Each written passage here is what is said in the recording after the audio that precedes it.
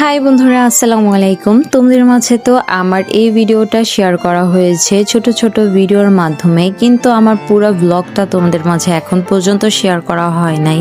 তাই ভাবলাম আজকেই সুযোগটা পেয়েছিলাম, কারণ এতদিন আমি অনেক বিজি ছিলাম, তাই কোনো ভিডিওর মধ্যে আমি কোনো ভয়েস দিতে পারছিলাম না। তাই আজকে তোমাদের মাঝে শেয়ার করেই ফেলে আমার পুরো ব্লগটা। আমি ঈদের 3 দিন পর আমার ছোট বোনদেরকে নিয়ে কোথায় গিয়েছিলাম আর কি কি করেছিলাম সম্পূর্ণ ভিডিওটি দেখলেই আপনারা বুঝতে পারবেন। এখন আমরা চলে যাচ্ছি উত্তরা দিয়াবাড়িতে। এই দেখুন মেট্রো রেলের ভিতরে আজকে কোনো প্রকারের ভিড় নাই, আল্লাহর রহমতে বেঁচে গেছি। অন্যান্য সময় মেট্রো রেলের ভিতরে যে পরিমাণে ভিড় থাকে ভাই বলতেই চাই না, অনেক কষ্ট হয় তখন। যাই হোক, আজকে অনেক সুন্দর মতো বসে আরামে চলে যাচ্ছি নিজের গন্তব্যে। এই যে ফাইনালি আমরা চলে এসেছি উত্তরা দিয়াবাড়িতে। বাহিরের ওয়েদারটা তোমাদেরকে জাস্ট দেখাই। ওয়াও, আকাশটা ছিল পুরাই মেঘলা আকাশ, ঠান্ডা একটা ওয়েদার ছিল। তারপর আমরা চলে গেলাম এইখানের দিয়াবাড়ির পাশে একটা নার্সারি ছিল। এই নার্সারিটায় আমরা বেশিক্ষণ থাকতে পারি নাই, কারণ অনেকটা সন্ধ্যার কাছাকাছি চলে এসেছি।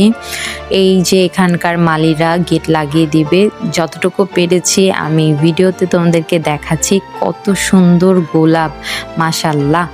যাই হোক, এই দেখো চলে এসেছি সেই মেলাতে, যে মেলার কথা আমার বোনরা বলেছিল, ওদের পছন্দের জায়গা নিয়ে এসেছি। এই দেখো, এই যে নাগরদোলাটা কিন্তু আমার অনেক পছন্দ। আর এই ঘোড়া দেখো, ঘোড়াতে কিন্তু আমি কখনোই উঠতে পারি না, আর উঠবো না, মনে হয় অনেক ভয় লাগে। যাই হোক, 4 জনের 4টা টিকিট কাটা শেষ। এখন হচ্ছে আমাদের নাগরদোলায় ওঠার পালা। এইখানে চারো কিনারে শুধু আনন্দের হাসি মজা, বাচ্চাদের উৎসব দেখতেছি, অনেক ভালো লাগতেছে, বড়রাও অনেক এনজয় করতেছে। এখন হচ্ছে এইসব নাগরদোলা চড়কি, এখানে বড় আর ছোট নাই ভাই। শৈশবে চলে যেতে মন চায় যখন আমরা এরকম নাগরদোলা, যে কোনো খেলাধুলা চোখের সামনে পড়ুক না কেন, অনেক ভালো লাগে।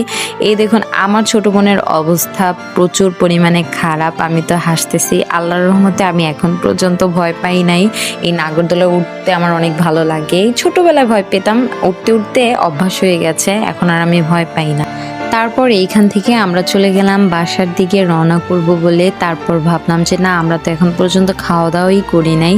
তারপর আমাদের বাসার আশেপাশে একটা রেস্টুরেন্টে চলে গেলাম। আর এই দেখো, এখন আমাদের হচ্ছে নাস্তা করার পালা। এই যে এখন আমরা এখানে নাস্তা করতেছি, আর এই নাস্তার মাঝেই তোমাদের সাথে বিদায় নিচ্ছি। আমার সম্পূর্ণ ব্লগটা তোমাদের কেমন লেগেছে অবশ্যই কমেন্ট করে জানাবে।